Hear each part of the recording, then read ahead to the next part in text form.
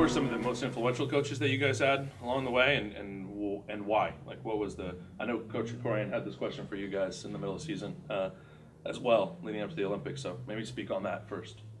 So obviously, I've had a lot of coaches through my career. I started playing in Santa Barbara, so initially coached by my mom when I was younger, and then a combination of coaches who reside in Santa Barbara still, including Mark Walsh, Chris Parrish, Danelle Little. I found a lot of my influence came from, obviously, my mom. I spent, Kiley Neushul, if you don't know her. I spent hours and hours and hours with her. It's a different perspective than perhaps a coach who wasn't, or a player that wasn't coached by their parent. So I could connect the two kind of, but I won't go into that too much because it's not really relevant to most players. I think a lot of the influence that I have, that I got from one of my coaches was Danelle Little. So she was my high school coach from freshman to junior year, and she taught me how to condition, train really, really hard, and kind of control that conditioning. So I'd always worked hard as a kid. She emphasized legs, so she introduced me to a weight belt, which I used throughout my career. She emphasized swimming, and made the practices really competitive. And I understand that a lot of my teammates were not as thirsty for that competition as I was growing up. I just wanted to win everything.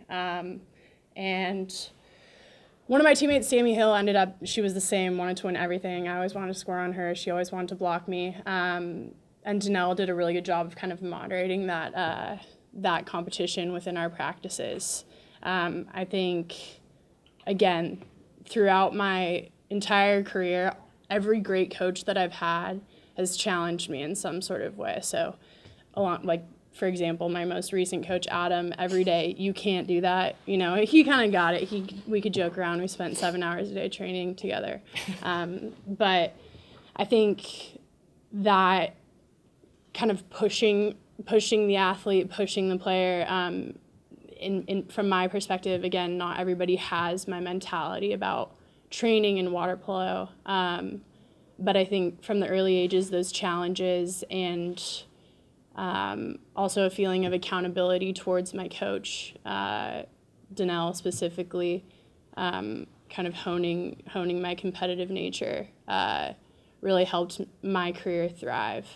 And then I guess youth-wise as well, just getting the opportunity to play up. I think when I was 12, I played on the 14s and 16s team, and just really exposed me to a lot of competition in our sport, and exposed me to players like Maggie, who drove a lot of my work ethic and success at the end of the day. I mean, you have players that you see kind of once a year who have similar coaches to you growing up, and you want to kind of meet those expectations when you're together, especially on the national team. ODP was a great place for me to compete with some of the best players in the country that were my age, that were slightly older than me. And it was almost like a test. So a lot of competitions, we had Cal Cup, I played every weekend, but the ODP was where I got to play against specifically Maggie, honestly. And that's where a lot of the tools that I had learned from my coaches were put to test, and obviously ultimately successful. Yeah, I guess kind of going off Kiley, we got to do, Adam asked us who our most inspirational coach was kind of growing up throughout, and I did Maureen O'Toole, and that's definitely who I would talk about now, because she coached me when I started when I was 8, and then pretty much all the way through when I joined the national team. And although she wasn't my mom, I think what was something that was really important was that kind of having that family type of connection. So just really knowing who she was as a person and her knowing who I was as a person really kind of allowed, I think, our relationship to grow and for my success and teammates' success. And that's something I think is really, really important about a coach, is kind of having that, mentor role, and yes, they need to be intense and they are your coach, but also kind of actually knowing who they are as a person and you as a person kind of can make you better and them better. And I think that was something that was really influential for me, was I learned a lot of my core values from her, especially growing up. And I think the values that are really important in order to succeed, not only in this sport, but in life. And respect was like one of her main things, respecting the sport, respecting yourself, respecting your opponent. And that really is carried over. Another big thing was mental toughness. And I think if any of you have met Mo, it definitely resides still. And that is something I think that is so, so important, especially at a young age, to try to develop that mental toughness. And we did that by lots of extra practices. And I think we're a little bit different. We were talking about it in the car. Like, I love water polo. I could play it forever as long as I'm healthy. I am not shy to say that I love the sport that I play. I know a lot of people aren't necessarily like that. So for me, I don't necessarily love going to practice all the time, but I liked doing the extra work. And I think having Mo as a coach taught me that you need to do the extra thing. So extra swimming in the morning, we went to a different gym, and then we would come here from 4 to 6 every night in the summer and play with the Cal team. So learning to push yourself at a young age and expose yourself to different levels of play, like Kiley was talking about, playing up, and really challenging yourself. I think that's something that was really important for me, and something I really look for in coaches and mentors are people who believe in you but are constantly going to challenge you. And my dad's a lot like that, so I think that exposure at a young age has kind of taught me that core value of trying to figure out what else you can do and challenge yourself, and not being comfortable where you're at and just trying to always get better. I think that's something that has really helped me moving forward, and especially being on Diablo Club team. That was something I learned early on and was really important for my growth. Yeah, well, thanks for sharing that. I think I'm going to skip around a little on some of the things we talked about, but we spent some time today talking about how to set up practice and like how we set up our trainings and like planning and things like that. So could either of you maybe describe or think about like a specific practice or a training that you thought was like just really effective for you, right? Like you walked in that workout and you felt like you got a lot out of it and the coach did a good job, or maybe describe some of the qualities or explain some of like that training session that sticks out for you. Like I said, for me, a lot of the emphasis of my water polo career has been on conditioning and like fundamentals and small things. I take a lot of pride in being able to do a lap of egg beater with my hands out, breaststroke kicking forward, not using my hands at all. But I take a lot of pride in doing that every single step, rather than just like finishing first or something like that. And so working on the efficiency of my legs, yes, but also the strength. And so the practices that helped me the most on the national team were the ones where we had 4 hours, so it's different. But we would train from 7 to 11 on Wednesdays, which was just one practice straight through, and then we would get the afternoon off. So we would always start in the morning with some sort of conditioning. I really like, for me personally, I like conditioning where it's middle distance, long, strong. We would always do some sort of test set that was all out sprinting, which pushed me, obviously. But I liked those practices where we swam and conditioned and then did some sort of leg circuit as well. So you're working on just strengthening different parts of the machine that you need to play, because ultimately legs are what set me apart as a player. And then after that, working on passing some sort of water polo team technique. So getting to put that swimming and that legs that we just worked on into the practice and learning how to incorporate it while being extremely exhausted. And when I was younger, at Santa Barbara, we got the fundamentals hammered into us ever since basically the same warm-up for practice from when I was 9 years old until I was 18 years old. I mean, get it over your hips, work on your legs, work on things like that. That was at water polo practice. So just movement in the water, being athletic in the water, looking, honestly, I like to look pretty when I play. I like to make the game beautiful. So it's my craft, and I want to perfect it. I think the leg component, the positioning component was really effective for me growing up, and then something that never left. Even on the national team, we would have similar warm-ups to what I did when I was younger. But an emphasis for me on conditioning, leg positioning, and then everything else kind of just fell into place. I also was fortunate enough to play a lot of sports growing up, and those helped me kind of with game sense, so I could focus more on conditioning during the week and then take all of the game sense that I got from basketball, soccer, all the different sports that I played, and put them to test in the water polo games that I had on the weekends. But that was me. Ever since I was a little kid, I wanted to be the best at like egg beatering across the pool with your hands out, and encouraging stuff like that, I think is really important. And the importance of, like, we talk about it on the national team all the time, the little things, the fundamentals, not skipping over those important steps. Really helped me, again, get to where I am now. Yeah, I think fundamentals for sure. I remember specifically growing up just over and over and over again, over your hips, little things like that. And I think something that has kind of, and you see it with certain players, but something that falls through the cracks, like Kiley was saying, is so many people want to just like get across the pool first, or like see how fast they can do a drill versus actually trying to make it game-like. And I think that was something that I kind of learned a lot from my older siblings and my dad first, and then a lot from Mo, and then obviously still to this day. But trying to go through a practice with an intention and not just doing it because your coach is telling you to, but when you're doing a drill, actually trying to think of why you're doing that.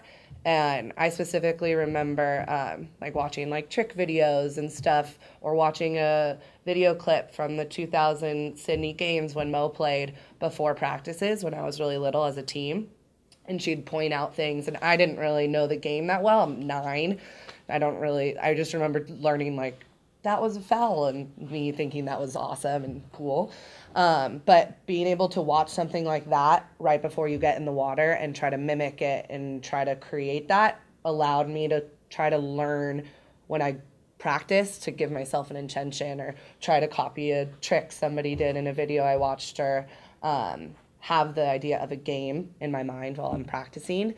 And then just echoing the conditioning, swimming before I thought was really great because, one, it kind of wakes you up and gets your heart rate going, and then it reminds you how important legs and fitness is for our sport. And then we always would do 8 laps of hands on your elbows across the pool, and you could take as long as you want, but you had to do that before practice ended. And we did that for one full summer, and I remember like that sticking in my mind a lot, and I think it really helped me. But that was just something I think that at the end you have, especially with water polo, if you're dead tired and you've been competing, you still have to be able to do something like 8 laps of hands on your elbows. And then the other thing I would just say for practice that's really helped me, and I think really important, is just exposure, like I was talking about earlier. So for example, when I was growing up playing on other teams, or I would go to DVC, which is one of the colleges around here, community colleges, and play with the men's team. And some of the guys that like have played at Cal, I played against when I was 15, and they would beat me up, but it was great exposure, and being able to come to Cal and play with the college team when I was younger, just having that competition of people who are bigger and better than you, I think is so important. And obviously you can't always create that in your own practice, and sometimes just leaving and going somewhere else and really trying to create that competition, and also trying to see people who are better than you and mimic what they're doing really helped me, and I think is really, really important. Oh, I want to add one more thing, sorry, but I think other great practices that I've had are the ones where the coaches are super engaged. So kind of relating it back to you guys, like I said earlier with Adam on the pool deck, like yelling at me about some swim set, you know, like we've done millions of these, but he's still there showing me that he cares about the swim set that we're doing. Or one of my coaches in high school telling me, I got to get that shot block, giving me crap for not getting a shot block. You know, just having the coach engaged and I feel like they're part of the team too, kind of helping me, always keeping me in check, keeping me accountable, challenging me. Those things really drove me to get better, to do better in practices, and then ultimately became a habit of mine. And so that engagement with the coaches and feeling like they really cared about me, feeling like they were almost a teammate with me in the water, as much as they could relate to me that way, really carried into games where I felt like I had their back when I was in there and they had my back. And it was like the pregame meetings were kind of like, we can do this, come on, like, you guys, all we have to do is this kind of thing. The coach really like becoming part of the team. And obviously, like, there's lots of things that go into that, like not being on the phone, not talking to other people when they're at practice, just fully engaged, fully with the kids, and showing us that they were ready to coach and ready to be there, just actively engaging with us. Yeah, I mean, I would even add the kind of like with that and trying to create that environment is also going through struggles together, and Adam does a great job of that, of like trying to create adversity in practice. But I think a really, not necessarily easy way to create that, but something a lot of my coaches have done since Mo to JT with Adam is creating a lot of situations in practice and mimicking what actually, or trying to mimic what actually happens in games. Like for example, even just 2 weekends ago at 2 weeks ago at Stanford, a whole practice we did was just a bunch of 3-minute overtimes. And the teams were changed every time. And then the next situation was you're down by 2, there's 6 minutes left. And I was doing that with Mo. You know, at the end of practice, you do your conditioning, you do a lot of your fundamentals, you do the drills that you need to do over and over and over again. So it's embedded. But then at the end of practice, there was always that intense competition and recreating a situation that actually happens in a game. Because it's easy to kind of try to learn something and then let it go, versus if you can apply it kind of right then and there in a competitive, high-intensity situation, I think it's really beneficial. And clearly it's something that a lot of coaches do now, but I think trying to create that adversity and situation and like going through it with your coach helps you not only become better as a team, but you learn how to handle those situations individually as the people in the water and then also with your coach. Yeah, that's good. I think putting away the phone and like being engaged in practice, that like really hit home. You know, for me as well. Like I think for a lot of us, that's hard. That's a hard thing to do, right? Because you want to text in the middle of practice, or you know, you're still in the middle of that. But I think that sort of engagement, and then there's no way you're going to create competitive situations in practice if you're not engaged, right? So it's like it's all interrelated, right? In there. You had a question, Cliff? Yeah, I do. Yeah. Just changing the subject a little bit. Yeah. So, like, what's your favorite offensive drill and what's your favorite defensive drill? To kind of give us examples of, you know, something that's enjoyable but is accomplishing something. When I was younger, which doesn't happen as often, well, it's happening now because I think the game is kind of going back old school a little bit, was literally the one where you're just doing a one-on-one drive from the point. Like, you pass it to center, and then the center has the ball, and they're the one who passes it to the driver. It's not really a drill. We do that often. We actually did it with Adam, and we were kind of laughing about it because I was like, this is a drill I would do every practice. But I think it's a really good defensive and offensive drill because it's just one-on-one, and you have the whole pool or, like, the whole half court, and it's good for defense because you have to be really aware because the ball's behind you. And then on offense, it's really teaching you that, like, the little tricks and whatnot to just beat somebody. I know, like, when Kiley and I go against each other, every time it's really intense and competitive because it's just one-on-one. And so it's you win. You either win or you lose. And if you put two competitive people, it's going to make them a lot better. So I would say that. And then my other offensive and defensive one is starting with conditioning. So pushing legs, something like that, sprinting to the wall, and then having to finish a counterattack goal. Because I think if you're a 2-meter defender and you've just fronted or you've been pushing and then all of a sudden now you're the person who needs to counter and score that ball, you need to try to create that in practice. And I feel like so often you practice just like swimming down the pool and shooting, but that just doesn't happen in a game. So stuff like that. And I think just like defensively, the one-on-one battles, like going into 2-meter D and the ball's going around and you just have to front the whole time. Just things that it's like almost one-on-one, and then applying it more to connecting it with your teammates.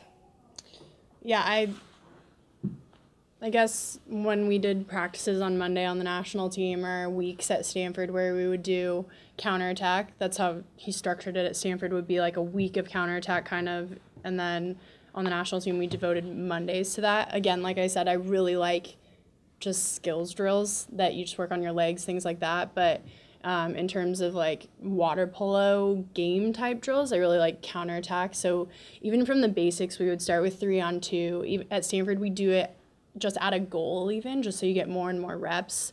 But that moving, again, putting everything together and having to read at the same time, from 3-on-2 to 4-on-3, and then ultimately 6-on-5. And I think for me, I really like that 6-on-5 because what you would do is like hold at the center and then everybody has to go down and fill kind of. So it's that flowing. And I like when we go down and then come back, you have to play defense. So you're held accountable for the mistakes that you make on offense. You can't rush, things like that. And then defensively, I just like playing defense. So, and I like playing defense on the 1-2 side. So anytime I could guard like Maggie, in any drill we were doing, 21 picks or 3 drive or anything like that, guarding movement. I really like those things. Like we were talking about, just sitting in the front court, getting lots of reps doing it, jumping up, moving over your hips. Initially, when I started playing on the national team, I had trouble kind of playing really high because I wanted to be more conservative. However, when I kind of took that risk and started to play high, I got a lot more steals. And it's something that was kind of encouraged by the coaching staff as well, just kind of recognizing my talent, my body positioning, the way I can move in the water, and adjusting some of my game. And by doing that at practice, I was able to then just increase my performance defensively, both in college and on the national team, because a lot of collegiate players are going to be really good offensive players. Like when I was in high school, I had to lead my team on offense, and so that was where a lot of my focus was scoring, X amount of goals so that we would win, because that's what was necessary, right? But then when I got to college, everyone can kind of play offense. You kind of have to carve out your place on the team, and so the emphasis on defense that we had on our team was really, really helpful for me. And a drill that I really didn't like, that we did a lot, was one where you have to protect the ball without touching it, and then they come around, they're trying to steal it the whole time. We do this all the time.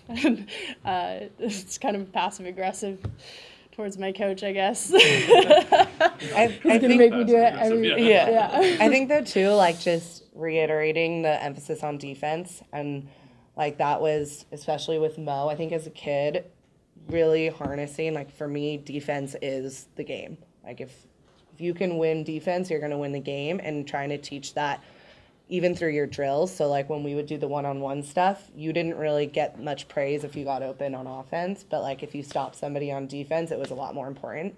And so even just the way you praise people, like just reiterating how important defense is and defensive stops. And a drill that I wish we had done more as a kid is just shot blocking. I was lucky to have older siblings and play like college players where you learn that shot blocking is actually a part of the game. But when you're younger, it's not that important. And you don't necessarily need to, but I think that's something as you get older can really make the difference between a top player and not. So we do a lot of shot blocking drills now, but trying to reiterate that, I think, more, or integrate it more at a younger age.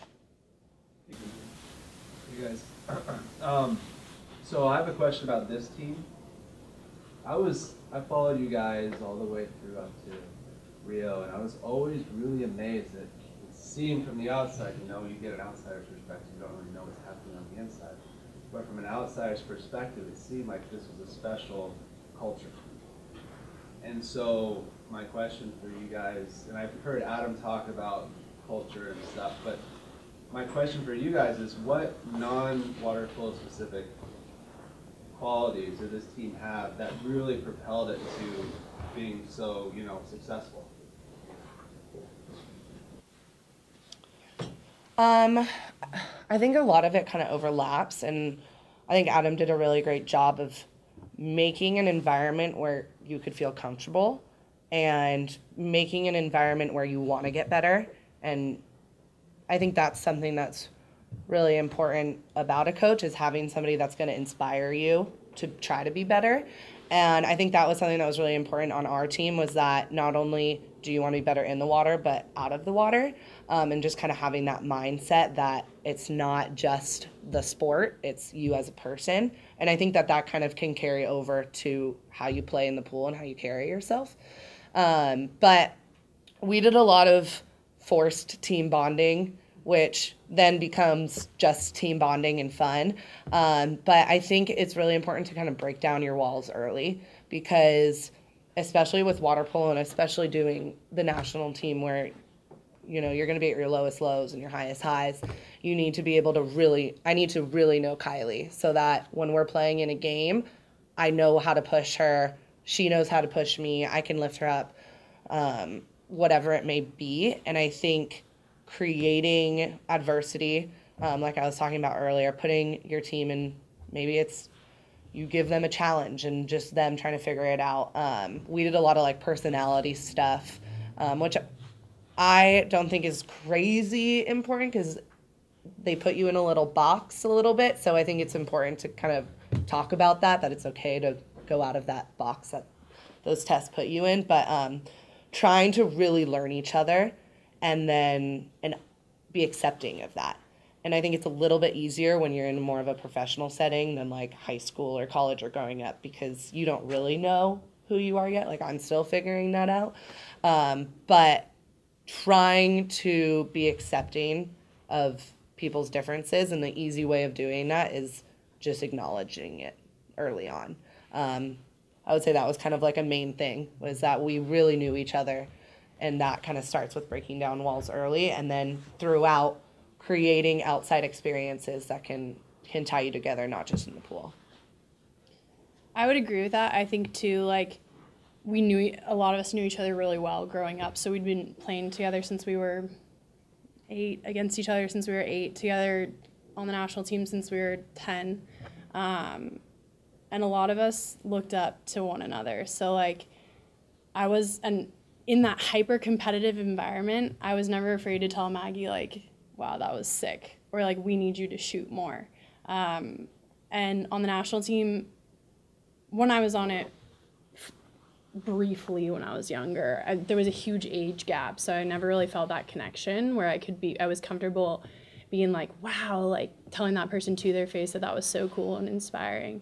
But like I said, I always want to be the best at everything, and so being on the national team was extremely humbling at times, and I was able to kind of step outside of my comfort zone and be wow, Maggie, great job, you just kicked my butt in that leg set or something. And it inspired me to go home the next night, and you dwell on it, and you're God, I gotta beat her tomorrow, But that culture that we had at practice, I think the fact that we had known each other for so long, and a lot of us had been inspired by one another at some point in our careers, had already established kind of this level of respect that we had for each other. And then every day in the pool, obviously, getting that opportunity to prove to one another that we were ready to go, or that we were great.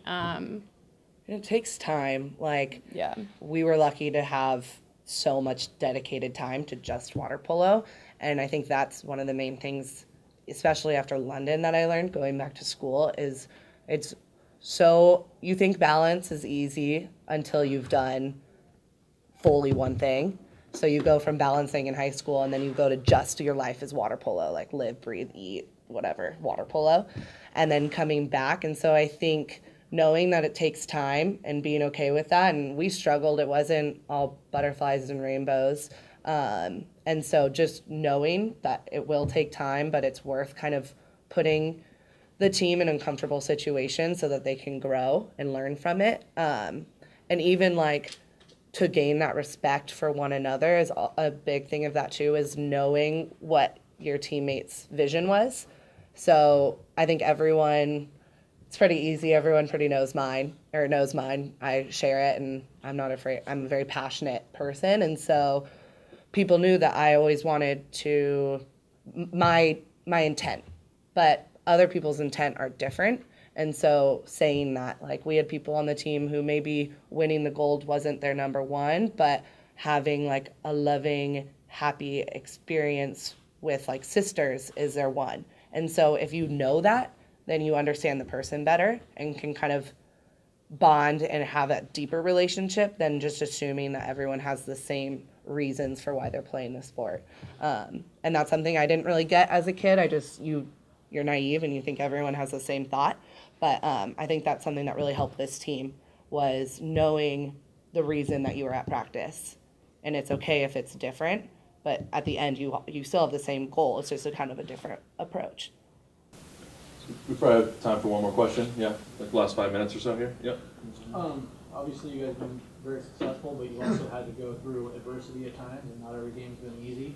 What have coaches done to help build your resilience to be able to be so successful and so confident in those situations? What can we do to instill that in our athletes? Okay. I think that Kiley and I were very fortunate to have pretty tough coaches growing up. And it was trying to be the best was important, but getting back up when you failed was the most important. And I think that was, I would say probably for both of us, was one of the main things that our coaches instilled in us at an early age. And I know I got a lot of that from my dad, like, can't cry. There's no reason to cry, right? Tomorrow's another day, and you get up and you be better.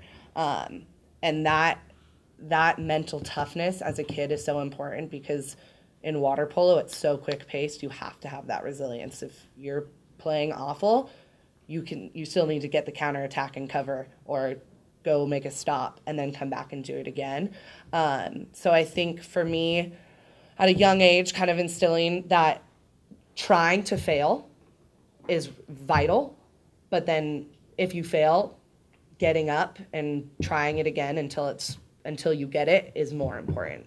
And that too is creating that adversity and the challenges. So I think always having some sort of challenge that brings somebody down in a practice, and not necessarily like you suck, like verbally, but I think figuring out, okay, Kiley struggles in this, so I'm going to make her do it today. And then that for her and for me, different people are going to take it differently, but I think that's how you're going to find the toughest players, and it's going to make them tougher and kind of build that resilience. But it's definitely something you have to do every practice, and it's not easy, but I would say that was something that my coaches did for me. And I also got it at home, so I was very fortunate. Yeah, I would agree. I think gauging the type of player that you have, a lot of it has to do with upbringing. Again, like, I was really fortunate, again, to have a very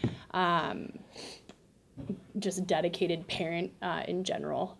Very, very dedicated to my success. Very dedicated to who I was as a person, not just as a athlete. I remember one time, just kind of a quick story, but I was playing for the Boys and Girls Soccer Club, and I was like the only one who could score on the team. And we were playing this this team that was from like this area that they were good at soccer in Santa Barbara, the team that they had versus the team we had. And I wasn't trying on offense that day. I just didn't want to play offense. I was 7 years old. I didn't want to play offense. I was like, I'm just going to play defense. I'm going to be really good at defense today. And my mom took me aside and she said, sweetie, we're going to go home. We'll just go home if you don't want to try. Like, we'll just go home. And I was like, she's like, you're going to let your team down, you know, saying these things, but we're just going to go home if you don't want to try. And I was like, I'm not. She did that. She challenged me. She said, you're going to let your team down? And I was like, I'm not going to let my team down. You're right. I got to start trying. And so I went back in and, you know, whatever, scored, played offense. But I think it has to do a lot with the upbringing and the way that you understand your players. And I think observing it a lot from my club when I was younger, there was different ways to motivate different people. And the youth coaches that I had were also parents, which helped a lot. And so they could really discipline well. But in my collegiate teams, same sort of thing. Just like notice that I wasn't really trying hard. I mean, once I hit college, it wasn't a lot of that. But noticing that I wasn't playing up to my potential. And then the coach would tell me, you know, you have to do this. And then the next practice, it would challenge me. And then I would come back and do that the next practice or make sure that I had done that. So just holding me accountable and then establishing that discipline from like early collegiate or high school or even like club ages. And a lot of that has to do with culture. And I would say I'm not the same as everybody, so I can't attest for like everyone else, but my coaches, when they challenged me or kind of gave me something that I could work on or think about that night for practice the following day, really helped me.